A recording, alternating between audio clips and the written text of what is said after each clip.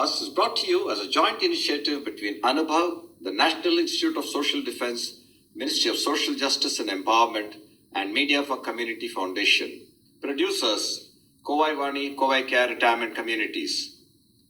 If you are a senior citizen and need help, contact our Elder Helpline 14567 between 8 a.m. and 8 p.m. We promise to help you lead a better life. I repeat, 14567 between 8 a.m. and 8 p.m.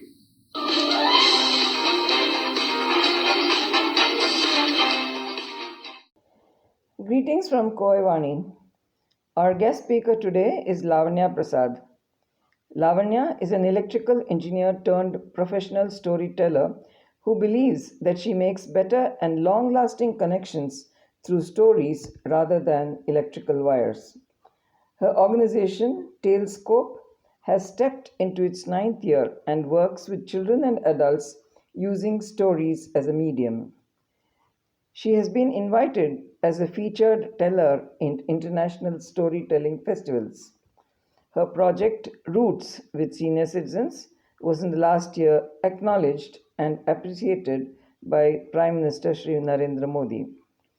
Talescope specializes in the Roots project with seniors, documenting family stories, bringing to light traditional and folk storytelling art forms of India, focusing on folk traditions of India like lullabies, traditional games, proverbs, etc., through stories.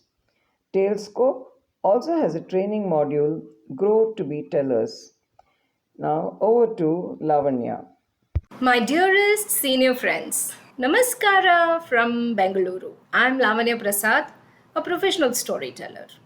I work with senior communities using stories. Yes, you heard me right. Stories. I do story circles with my senior friends where we laugh, sing, ponder, reflect, and discuss almost anything under the sun using stories. Today, I'm very glad and honored to have been invited to interact with the senior community across India through this special radio channel that was started by the Government of India, especially for the senior community in India. i-radiolive.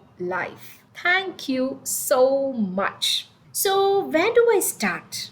And what do I talk with you all? As I'm wondering, I recall a conversation that I had with my mom a few days ago. My mom is 63 now, and very recently she lost her husband, my father, to COVID. Since then, life has been very difficult for her. She tries to put up a strong face in front of us, her children, and other relatives.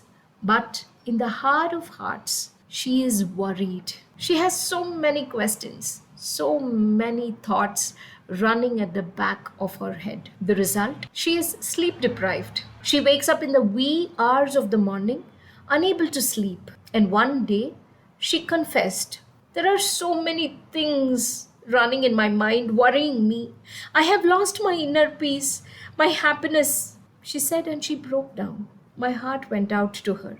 It was then I realized that this is not something that happens only to the elder people. This can happen to anyone in any age group. But of late, I have had many of my senior friends talk about this constant worrying and sleep deprivation. Have you faced it too? If yes, then this podcast is definitely for you. Let me tell you all a kutti story. Let me tell a kutti story. Pay attention, listen to me. There was a man who was never able to sleep in the nights. It became so bad that it started affecting his everyday routine. He had tried every method in this world that he knew of. He visited doctors, ate medicines, tried Ayurveda, homeopathy, even Party Vaidyam. Nothing seemed to work. At last, a well-wisher sent him to a yogi who had come to the nearby village. People spoke very high about his magical healing powers, of how he could cure any disease in this world. And so, with one last ray of hope sticking in his heart, he approached the yogi. Guruji, I have so many problems in my life that keeps me worrying and doesn't let me sleep in the nights. You're my last hope. Please cure me of this disease. The yogi replied, you already look very tired from the journey. We will discuss about this in detail tomorrow. But for now, I want you to do this. Do you see a herd of camels standing there? Observe them. The moment every camel sits down and goes to sleep, you too can go to sleep. I will see you tomorrow morning. So saying, the yogi retired for the night. The man waited. He was very happy that the yogi had already initiated the healing process. He had asked him to follow a specific instructions, and that he will do. But the next morning, much to the surprise of others, the man seemed highly irritable and angry. Forgive me, Guruji.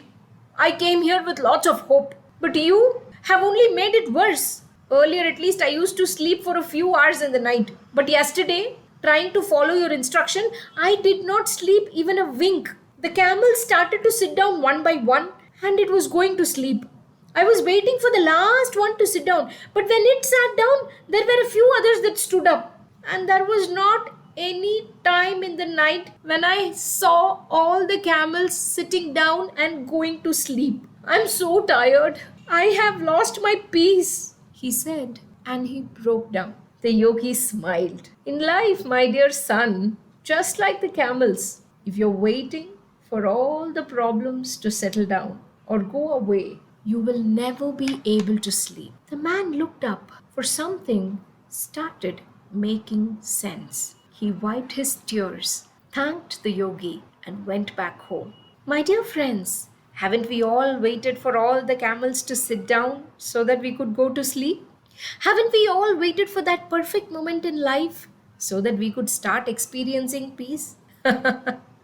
There was once a clever king, who decided to pay heed to the complaint that all his citizens were telling him. They said there was no peace in the country.